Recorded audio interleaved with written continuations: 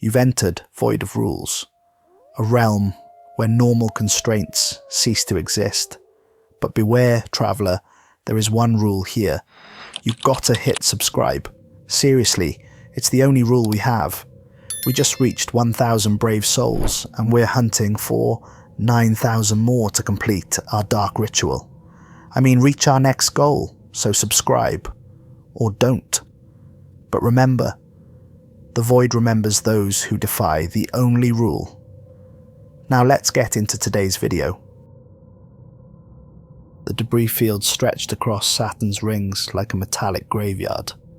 Through the viewport of the Artemis Dawn, I watched frozen fragments of the Orpheus mission tumble silently through space. The wreckage told a violent story. Hull plates twisted into impossible configurations, equipment pods shredded like paper, and worst of all, the occasional spacesuit still occupied, spinning lifelessly amid the destruction. "Anything yet, Walker?" Captain Reynolds asked, his voice tight with anticipation. I checked the recovery scanner readings again. "Nothing matching the black box signature, Captain, but the field is massive." Engineer Patel adjusted our approach vector, guiding us deeper into the debris cloud. Her dark eyes narrowed at the readings on her console. Whatever happened here was catastrophic. Primary and secondary systems would have failed simultaneously. The chances of finding an intact black box are... "There," Medical Officer Joe interrupted, pointing to a flashing indicator on the scanner. "Mass and composition match Sector 7, near that large hull section." Reynolds nodded. "Rodriguez, prepare the retrieval arm. Walker, suit up for confirmation before we bring it aboard." I moved to the airlock, my mind racing with possibilities. Recovery specialists like us were the bottom feeders of the corporate space industry, the ones who ventured into disaster zones after everyone else had written them off. We salvaged technology, recovered data, and occasionally brought home the dead. It wasn't glamorous work, but it paid well, especially for missions classified as high risk. The Orpheus disaster certainly qualified.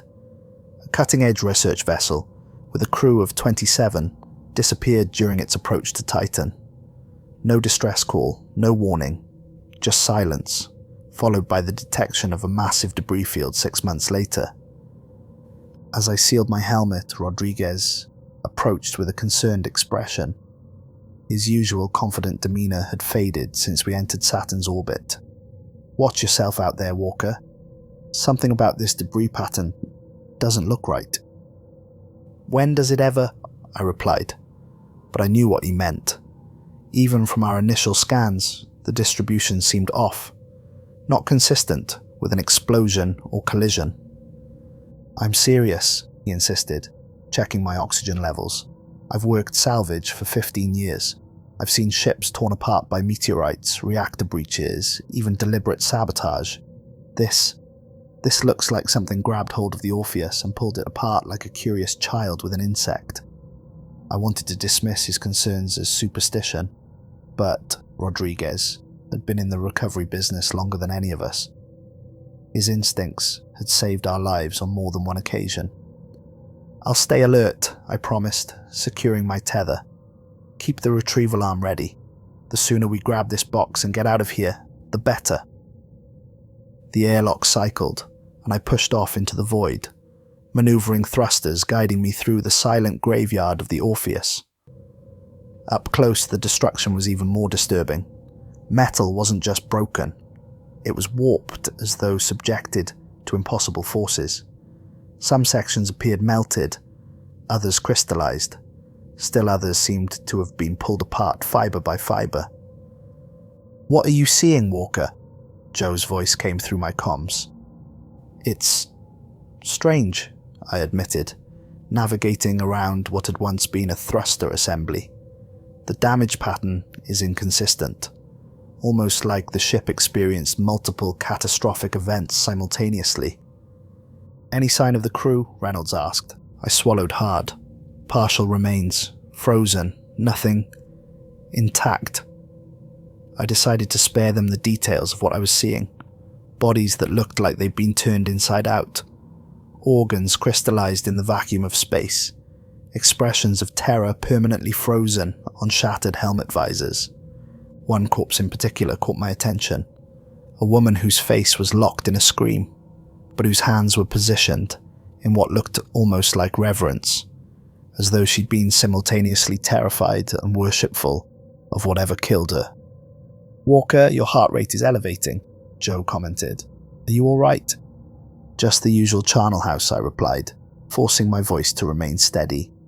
"Nothing I haven't seen before." I continued through the debris field, following the scanner's guidance. The wreckage became denser, arranging itself almost like a path toward the ship's former research module. My helmet lights illuminated a large section of hull, and there it was, the black box, pristine and untouched amidst complete devastation. Its surface gleamed as though newly manufactured. "I found it," I reported.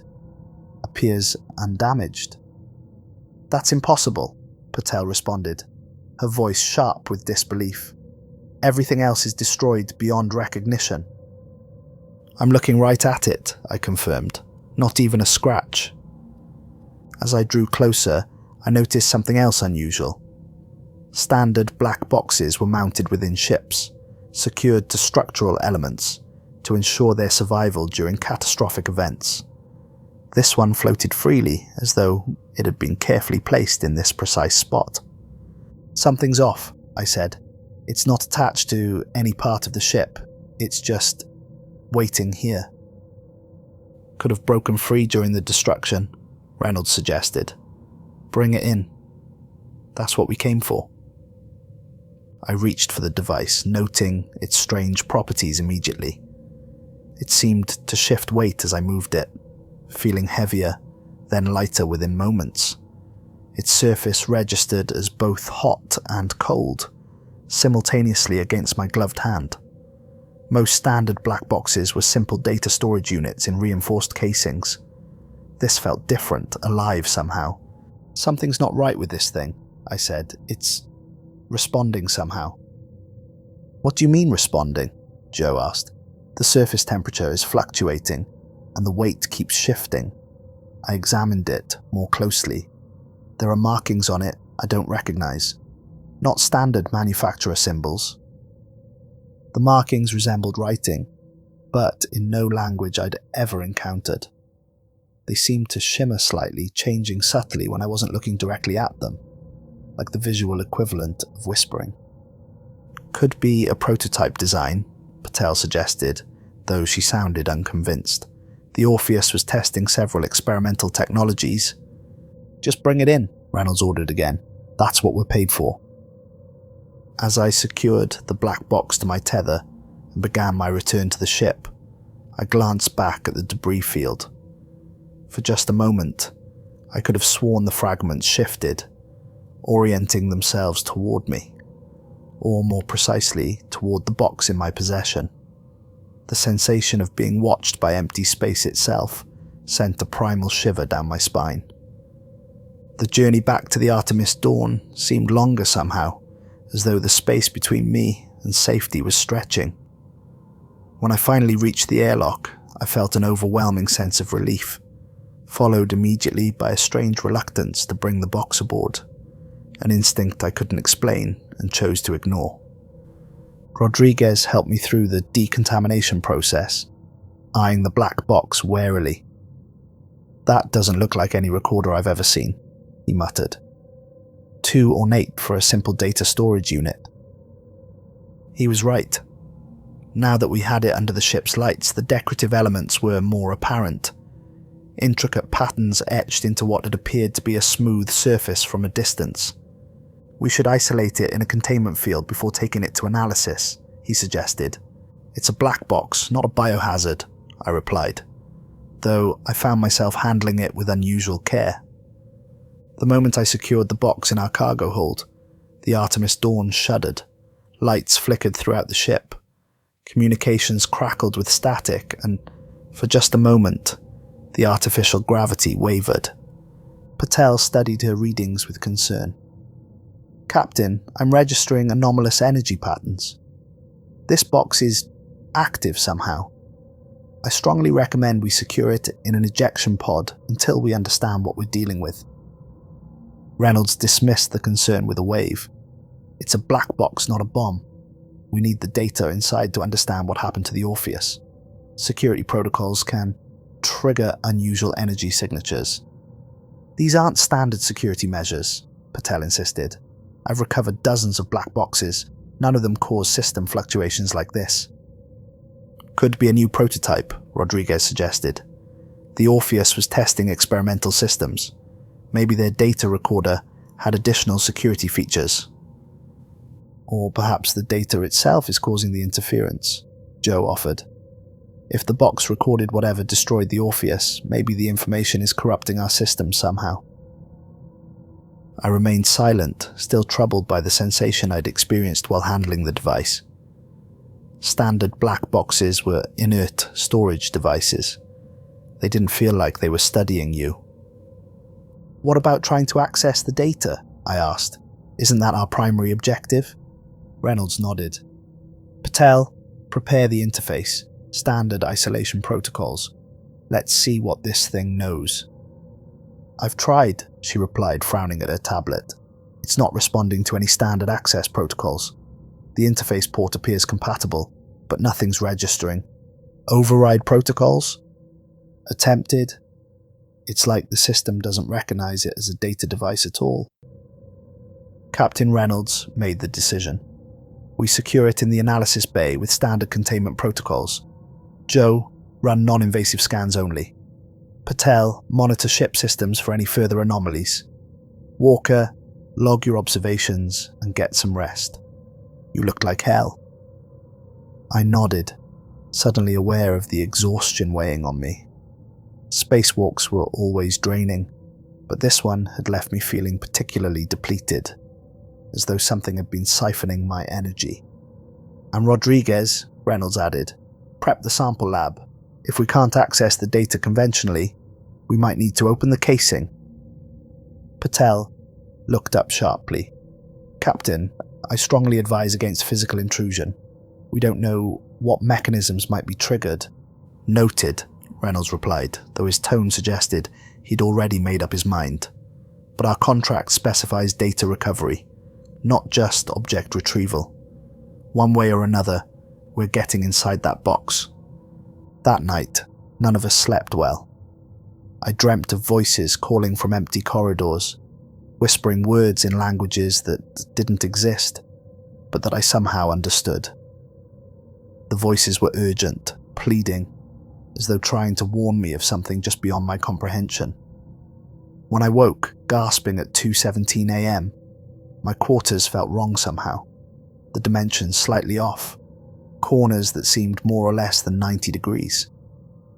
I tried to dismiss it as simple disorientation, common enough among long-term space travelers. Perception tricks were part of the job. But when I got up to splash water on my face, I could have sworn my reflection lingered a moment after I stepped away, a subtle delay like an echo of movement.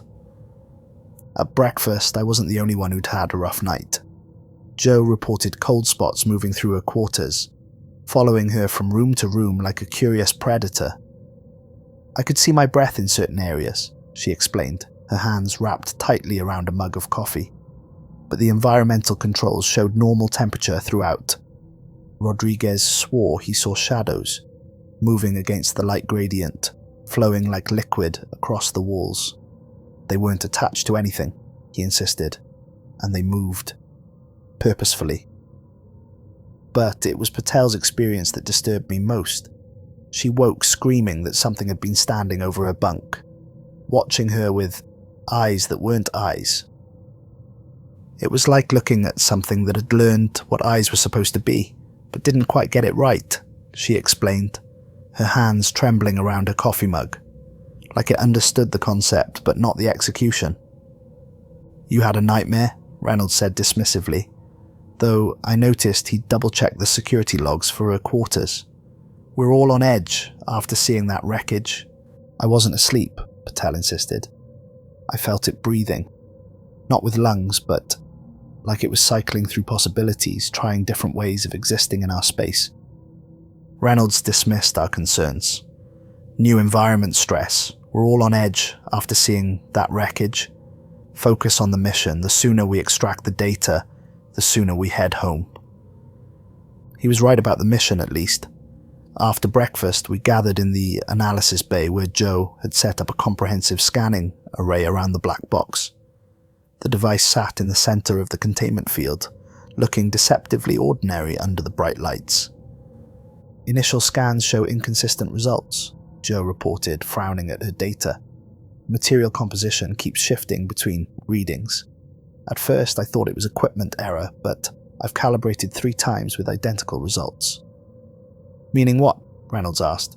Meaning it's changing, she replied hesitantly, at a molecular level, rearranging its atomic structure in subtle ways.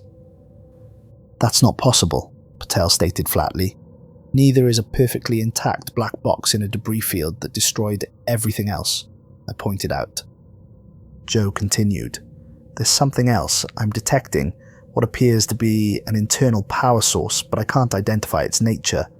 It's not electrical, chemical, or nuclear, at least not in any configuration I recognize. So it's active, Reynolds mused. Could explain the security protocols. Self-powered, self-protecting. Sir, Rodriguez cut in, I think we should at least consider jettisoning it, or dropping it off at the nearest Vanguard station. Let the research division deal with it.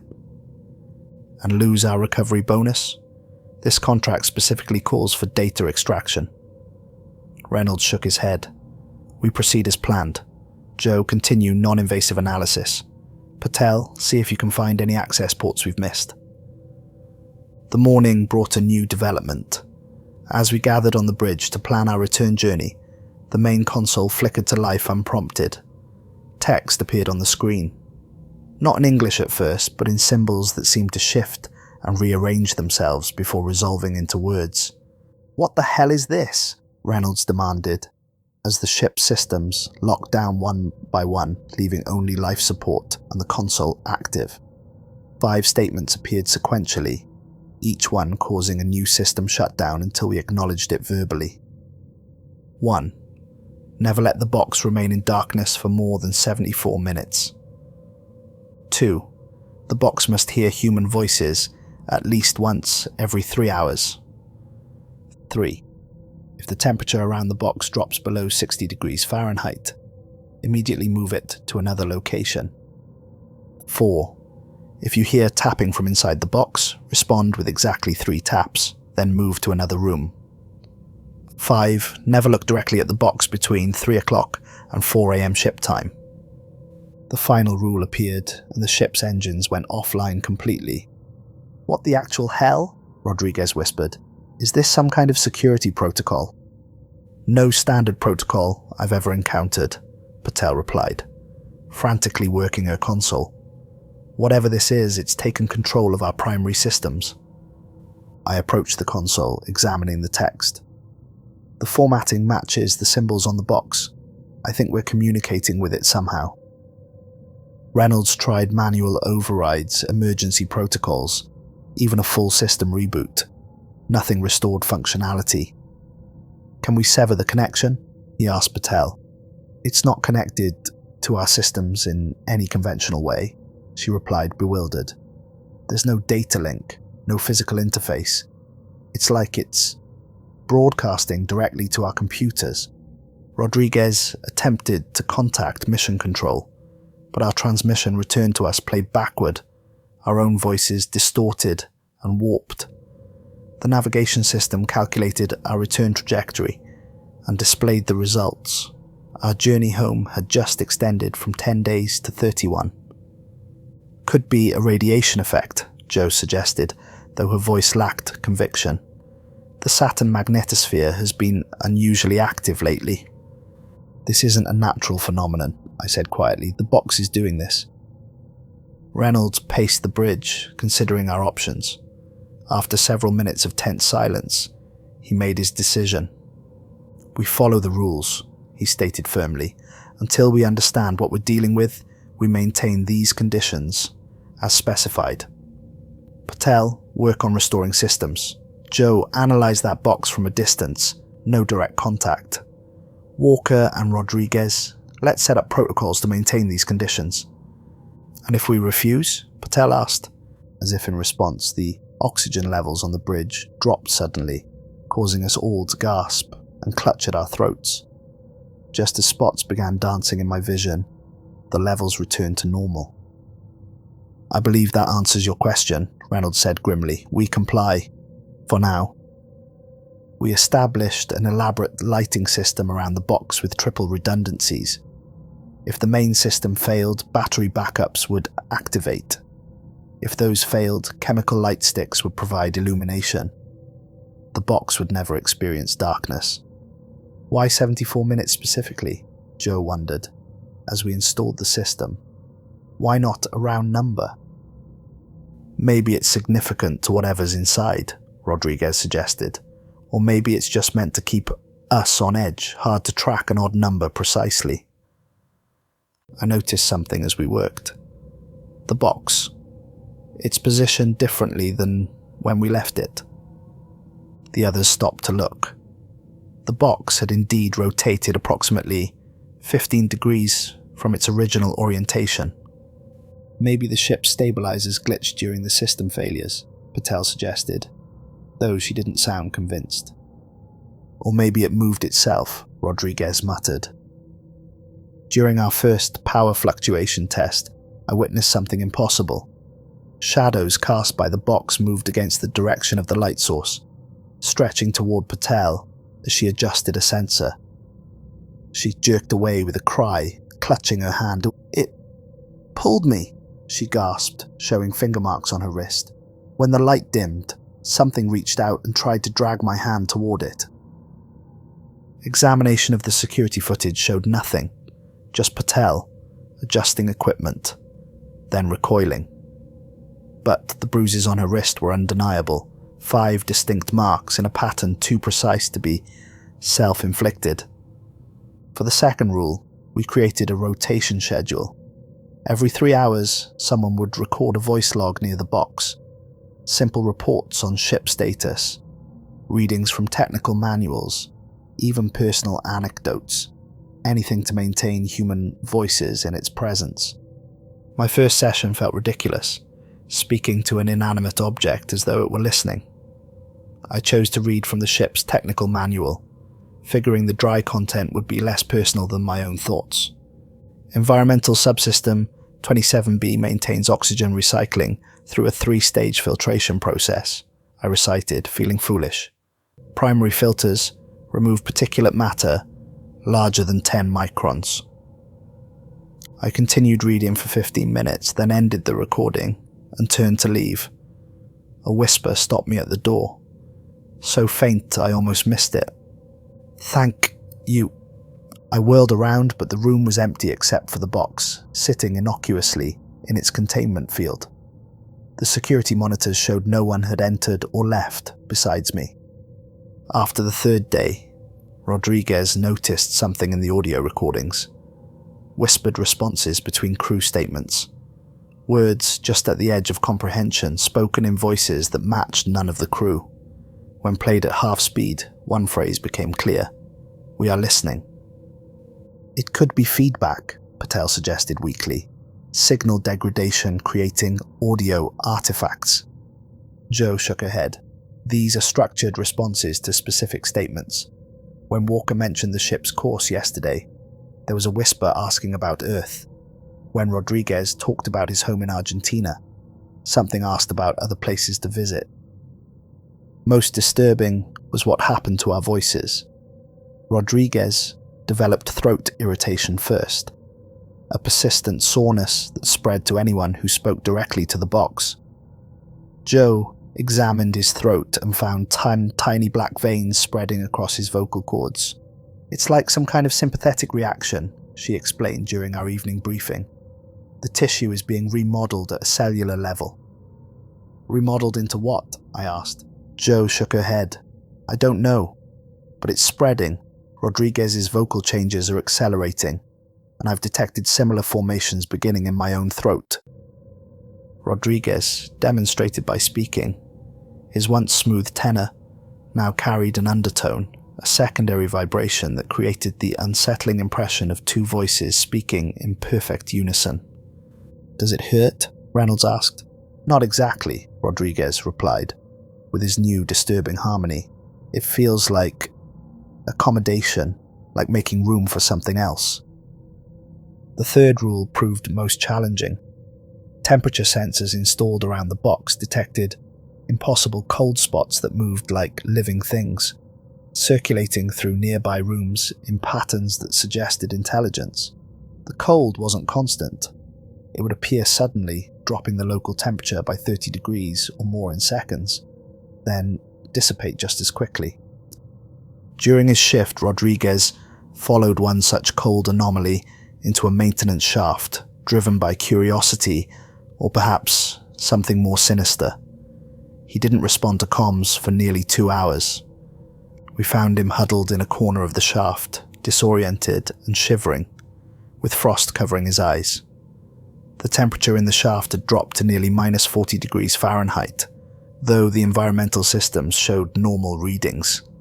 "It wanted me to see," he kept repeating as Joe treated his frostbite. "It showed me where they went, all those people, where they went after..." "After what?" I pressed. His frost-covered eyes turned to me, pupils dilated to pinpoints. "After they were taken apart and put back together wrong. After they were made useful." Joe sedated him, but his words lingered in my mind.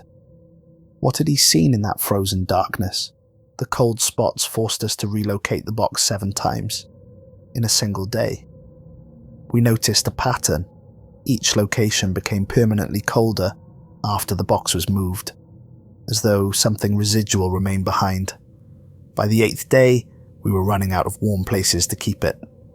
Reynolds suggested the engine room, where the reactor's heat would counteract the cold effect.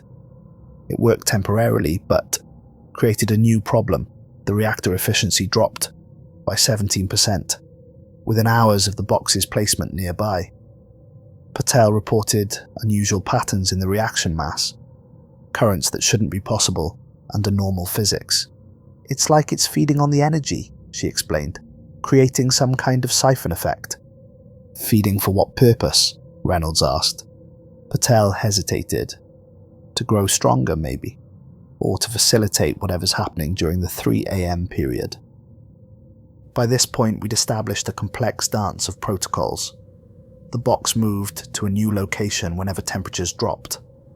Constant light ensured it never spent more than a few minutes in even partial darkness. Voice recordings played on continuous loop when no crew member was present to speak directly. The strain was beginning to show on all of us.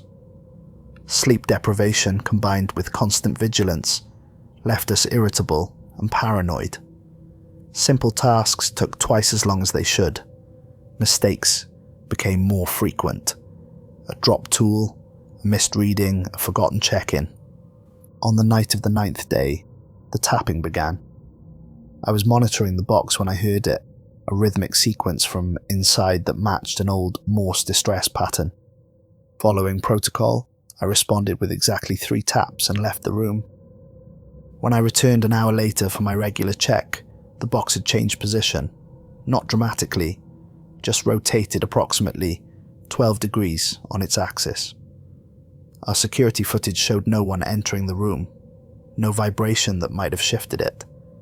It had moved itself. The tapping increased in frequency and complexity over the following days. Most disturbing was when it began to synchronize with our individual heartbeats. When Joe was present, the tempo matched her quicker pulse. When Reynolds stood watch, the tapping slowed to match his.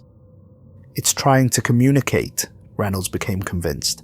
"The Orpheus crew might have found a way to preserve themselves inside the data core." None of us believed this explanation, but none of us offered alternatives. The truth was beginning to take shape in our minds, though no one dared speak it aloud. After responding to the tapping, crew members reported seeing something following them in reflective surfaces, a presence just at the edge of peripheral vision that vanished when directly observed. Rodriguez described it as human-shaped but wrong. like someone wearing a person suit that doesn't quite fit. I encountered this myself while shaving on the 11th day. In the mirror, I saw a figure standing behind me, similar to human form but with proportions that seemed slightly wrong, as though assembled by someone who had only a theoretical understanding of human anatomy. When I spun around, the bathroom was empty, but in the mirror, for just a second longer, the figure remained, its head tilting at an impossible angle before fading from view. The fifth rule proved most ominous. Our security cameras malfunction precisely between 3 o'clock and 4 a.m. ship time every night. Joe discovered strange radiation emissions during this hour, patterns that match no known phenomenon.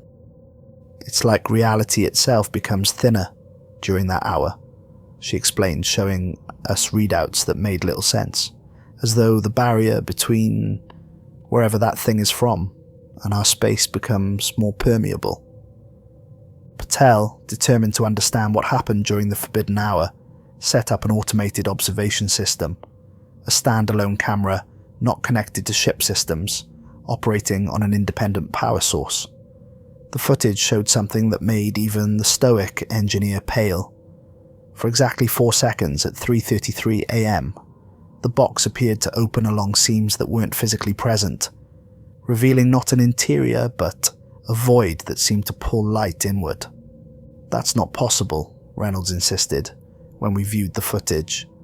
No matter can exist in that configuration. I don't think it's matter, Joe whispered. Not as we understand it. Patel enhanced the recording, focusing on the moment of opening. Buried in the visual data, almost imperceptible, were faces, dozens of them, pressed against the void as though looking through a window from the other side. I recognized some from the Orpheus crew photos. By the 12th day, our situation had deteriorated drastically. Rodriguez developed symptoms that defied medical explanation. Black fluid leaked from his eyes, and patches of his skin occasionally flickered, like television static. Zheo's scans showed cellular degradation unlike any disease. His cells are changing state, she explained during a private conversation in my quarters, shifting between solid and something else, something that shouldn't be possible. Can you treat it? I asked. She laughed, a slightly hysterical edge to her voice. Treat it? I'm not even sure I can define it. It's like his physical structure is being rewritten at a fundamental level. Rodriguez spent most of his time now in his quarters, speaking to himself in overlapping voices. Occasionally we heard laughter, multiple tones and timbres emerging from a single throat. When he did emerge, he moved strangely, as though his joints worked differently than before. Patel made a discovery in the partially recovered Orpheus mission logs. Similar rules had been transmitted before all communication ceased. Their final transmission included the words, "It's not a container, it's a door." Most disturbing was what she found in the personnel files. Records of psychological deterioration mirroring our own experiences. Crew members reported seeing impossible geometries, hearing voices in empty rooms, feeling watched by entities that existed just beyond perception. The captain's final log entry chilled me to the bone. They've shown me what comes after. It's beautiful and terrible. I understand now why they need us to translate their existence into our reality. The box is the dictionary. The ship's systems continued failing in a pattern that always preserved life support and lights around the box. Most disturbing were the spatial anomalies, corridors that extended beyond their blueprinted length, rooms that suddenly connected to incorrect locations, as though the internal geography of the Artemis Dawn was being slowly rewritten. I found myself lost on the way to my own quarters, walking for 20 minutes down a corridor that should have taken 30 seconds to traverse.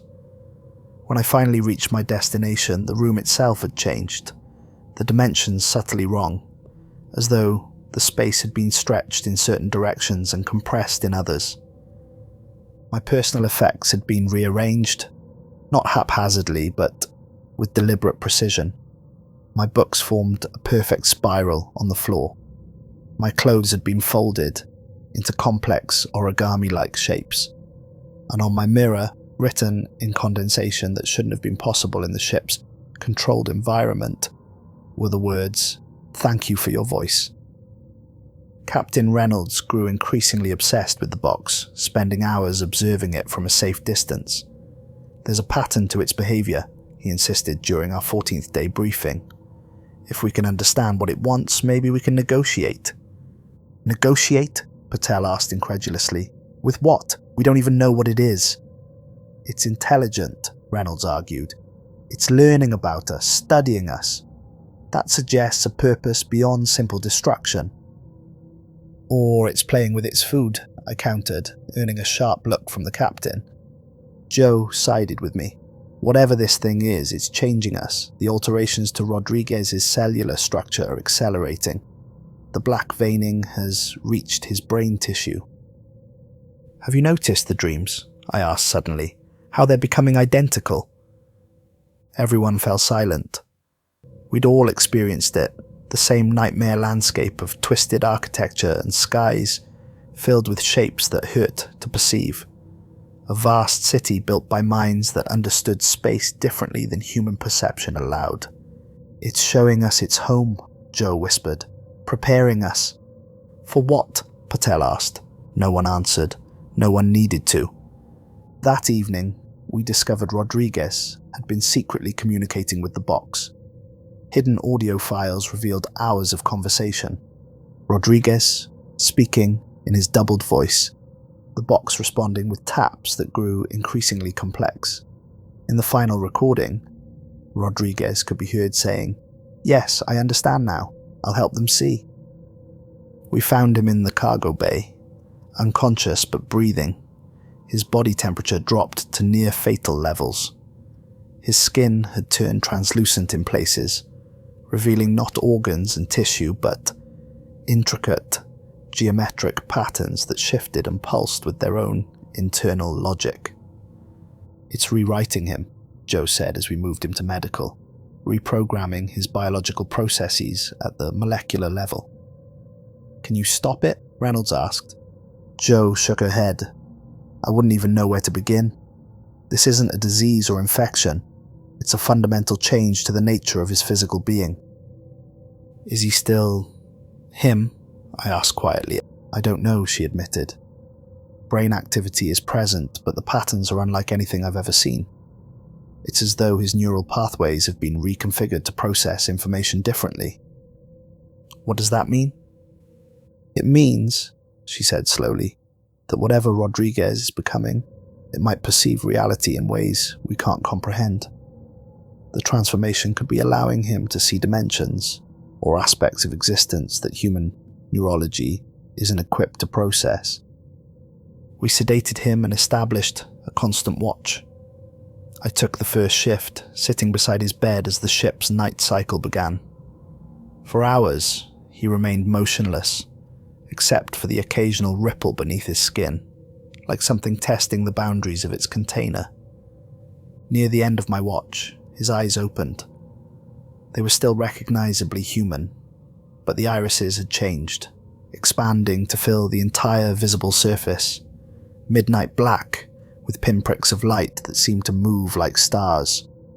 "Walker," he whispered, his voice now a chorus of harmonics. "They've shown me what we can become." "Who has?" I asked, trying to keep my voice steady.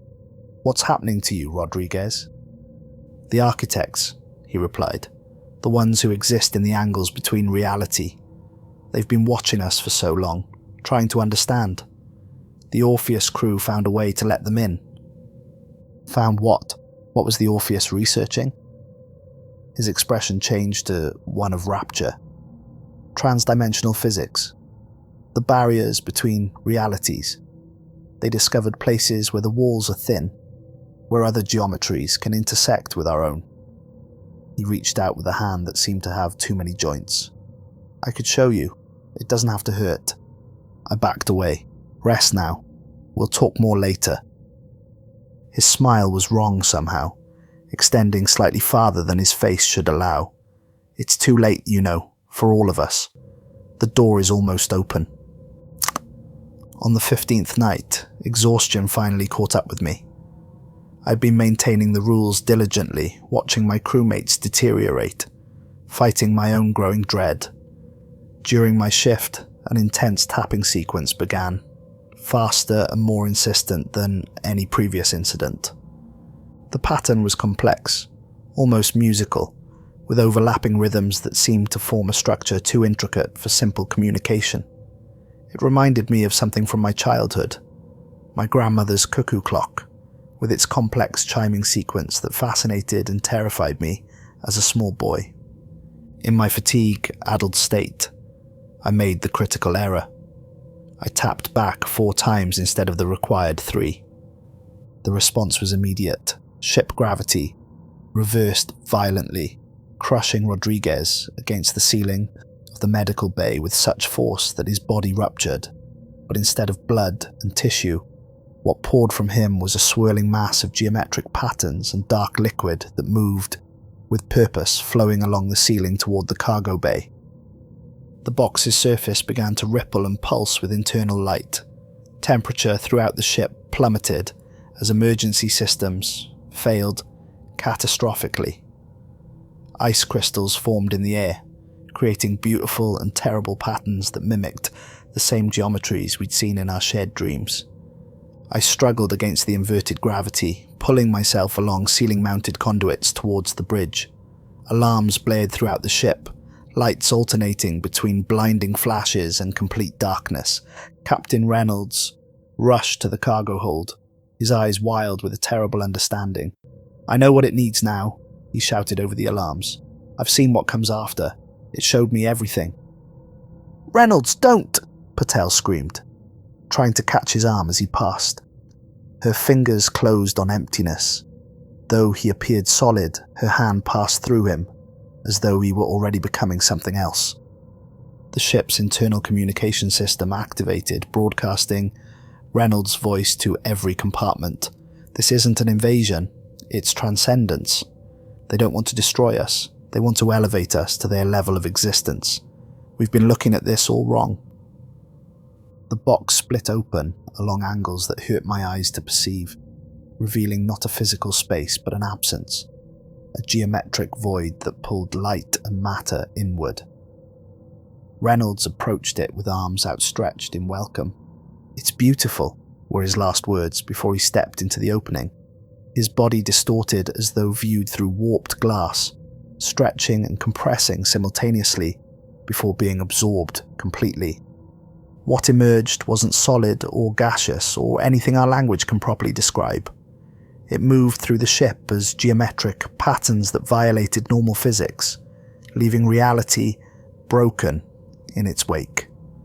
Metal became transparent, solid objects passed through each other, and blood, Reynolds' blood, flowed upward from where he had stood, forming complex spirals in the air. The ship's AI began speaking in multiple voices, some I recognized as the Orpheus crew, others in human and discordant. "The convergence has begun," they announced in terrible harmony. "All will be reconstructed, all will be remade."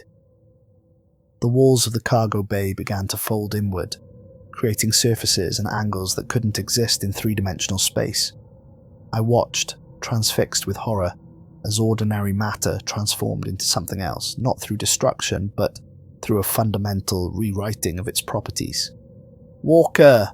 Patel's voice broke through my paralysis. She was clinging to a doorframe as gravity continued to shift, pulling us towards the expanding void. "We need to seal this section. Emergency bulkheads." I forced myself to look away from the mesmerizing patterns and reached for the emergency controls. The ship shuddered as massive steel barriers began to descend, designed to contain catastrophic breaches. But whatever was emerging from the box wasn't constrained by physical barriers. The bulkheads warped as they contacted the geometric patterns, their molecular structure rearranging before my eyes. "It's spreading too fast," Patel gasped. "We can't contain it with physical barriers." Engineer Patel made the decision that bought me those crucial extra minutes. "Get to the escape pod," she ordered, manually overriding the door seals to partition the entity's spread. "I'll hold it here as long as possible." "How?" I demanded, grabbing her arm. "That thing isn't physical. You can't stop it with barriers." Patel gave me a sad smile. "I know, but I can slow it down." She pulled up her sleeve, revealing skin that had begun to transform like Rodriguez's, becoming translucent, revealing geometric patterns beneath. "It's already in me. Maybe I can reason with it, distract it, something." "You've been communicating with it?" I asked, horrified. "Not exactly communicating, more like glimpsing. I've seen where it comes from, Walker. It's magnificent. Terrifying, but magnificent." Her eyes had begun to change, darkening, like Rodriguez's had. They exist in the spaces between dimensions, perceiving all possible realities simultaneously. They've been watching us for millennia, trying to understand linear time, singular existence. "Why now? Why the Orpheus?" "The Orpheus found one of their anchor points, places where their reality intersects with ours. The crew thought they were studying an astronomical anomaly, but they were actually examining a thin spot in the fabric of our universe." She winced as another pattern rippled beneath her skin. "They gave the architects what they needed, a way to translate their existence into our physical laws." I hesitated, torn between escaping and staying with Patel. She made the decision for me, shoving me through the doorway and sealing it from her side. "Find Joe," she called through the intercom. "She knows more than she's telling." I watched through the closing doors as Patel was engulfed, her form becoming a complex fractal pattern before disintegrating entirely. In her final moments, her expression was one not of terror but of strange wonder, as though she was witnessing something beyond human comprehension. The corridors had become a nightmare labyrinth. Passages no longer connected as they should. Gravity shifted unpredictably, and surfaces rippled with geometric patterns that hurt to look at directly. I navigated by memory and instinct, calling Joe's name through the ship's communication system.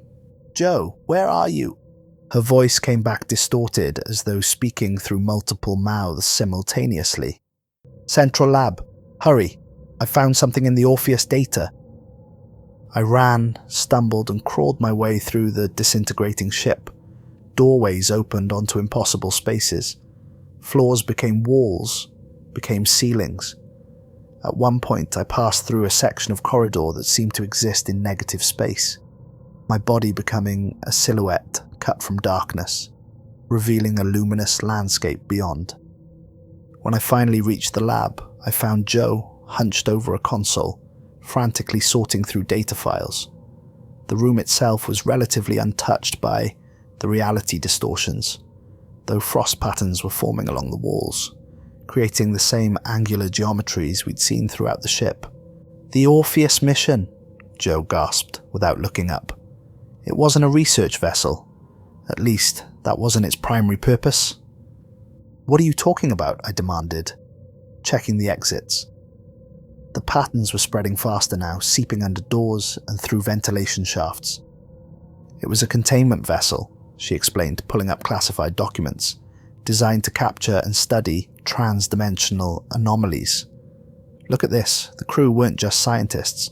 Half of them were specialized military personnel, with backgrounds in theoretical physics and non-Euclidean geometry."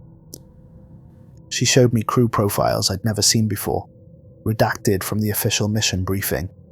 Personnel with security clearances I didn't even know existed. "They found something near Titan," she continued, "a space-time anomaly that defied conventional physics. But instead of studying it from a distance, they attempted to contain a fragment of it. They built a specialized device. The black box, I realized. Not originally.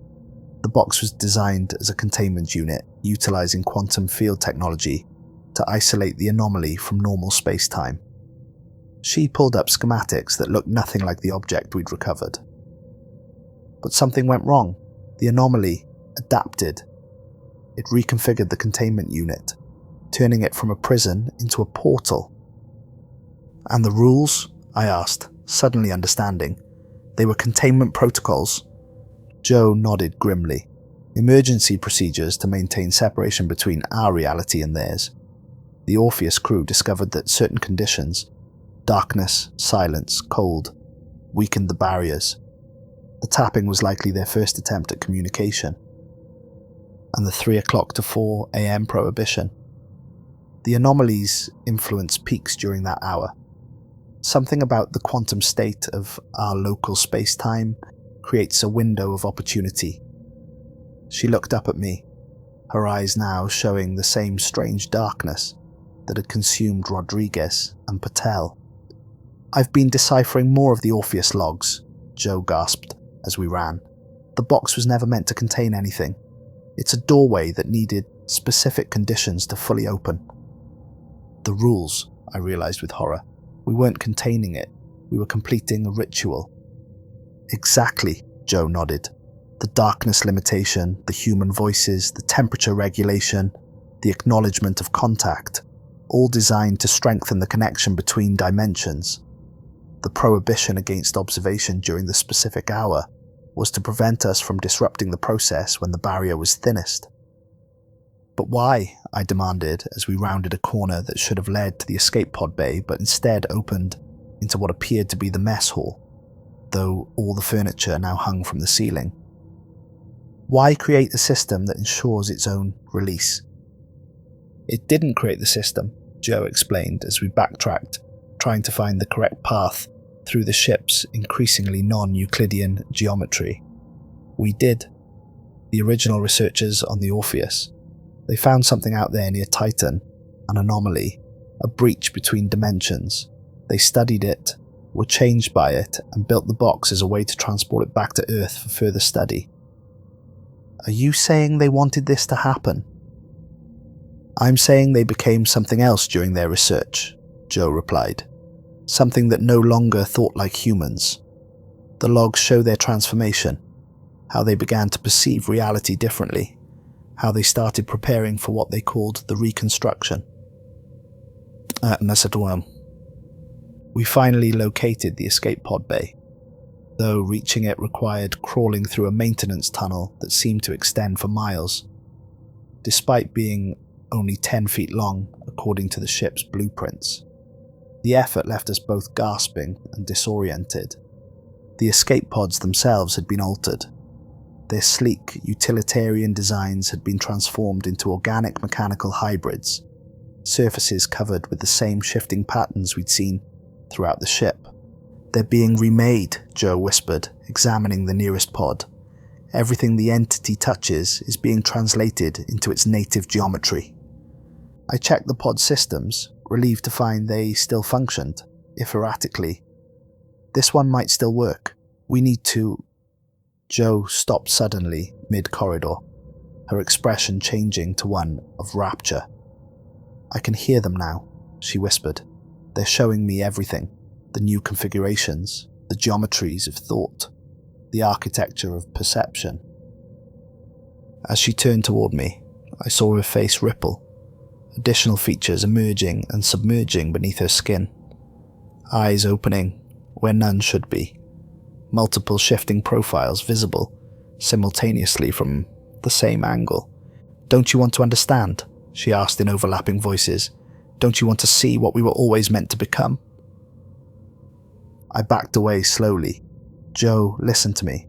Whatever you're experiencing, it's not real. It's influencing your perception, changing the way you think." "No, Walker," she interrupted, her voice now a chorus of harmonics. "For the first time, I'm seeing clearly. Reality isn't fixed. It's malleable, interpretive.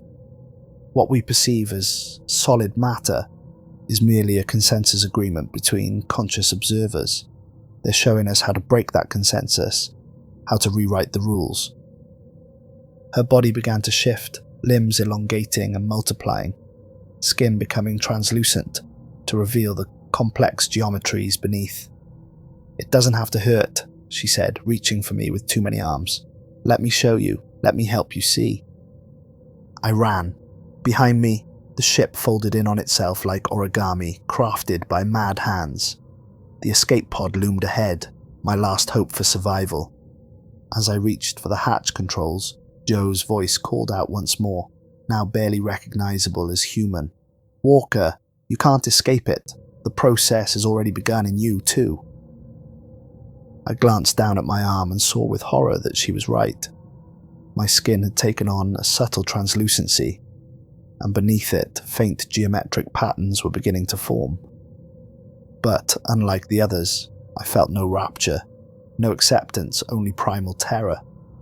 The pods were designed for emergency evacuation, minimal life support, basic navigation, emergency beacon.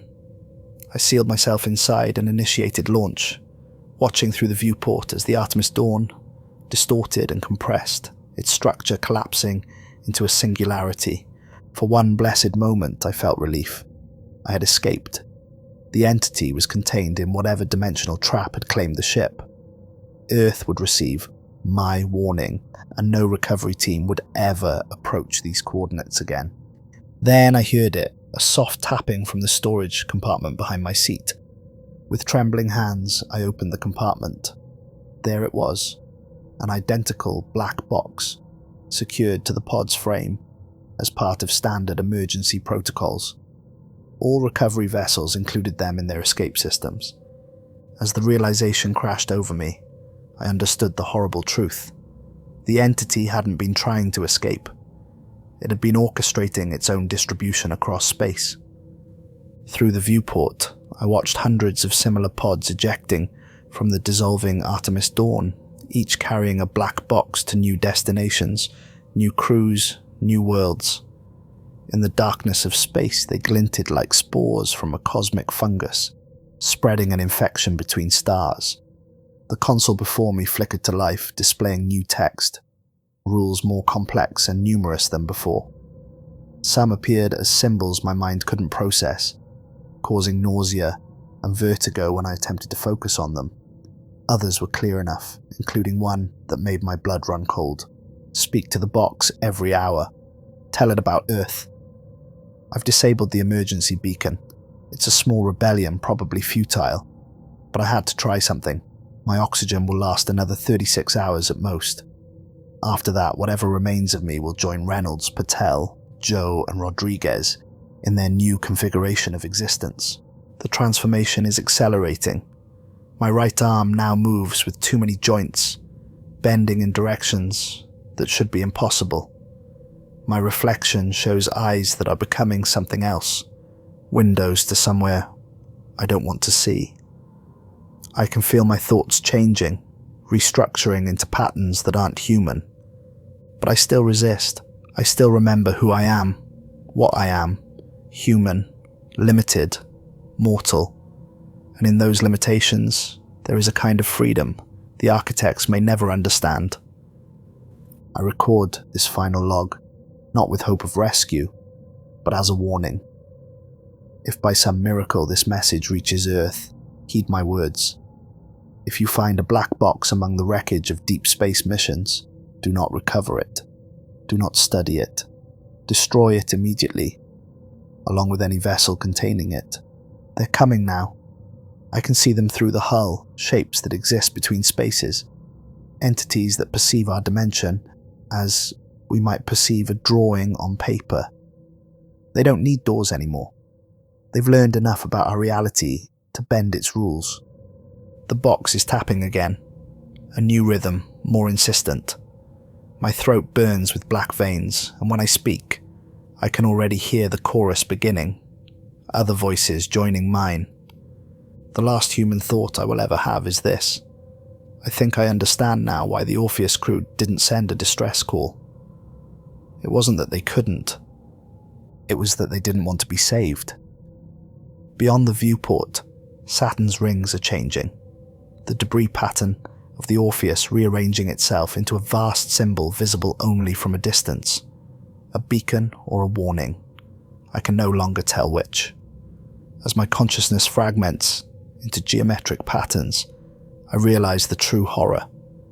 This has all happened before, many times, on many worlds, and it will happen again. The architects are patient. They have always been here, watching from the spaces between what we perceive as real, waiting for us to build the right doors, to follow the right rules, to invite them in.